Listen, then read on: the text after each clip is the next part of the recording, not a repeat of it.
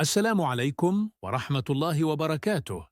سنتكلم اليوم على كل من الموعد والتوقيت والقناة الناقلة، وذلك لمباراة كل من منتخب النيجر ومنتخب المغرب في الجولة السابعة من التصفيات الإفريقية المؤهلة لكأس العالم. إذن وبعد بسم الله الرحمن الرحيم، فيما يخص الموعد والتوقيت، فسوف تلعب المباراة إن شاء الله يوم الجمعة، أي في 5 من هذا الشهر، وتنطلق صافرة المباراة على 8:00 مساء حسب توقيت المغرب والجزائر وتونس. وأما القناة الناقلة فسوف تنقل المباراة على قناة الرياضية المغربية.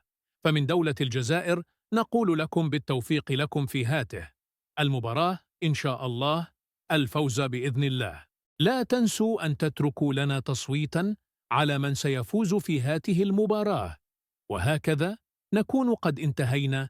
لا تنسوا متابعتنا والصلاة على رسول الله عليه أفضل الصلاة والسلام.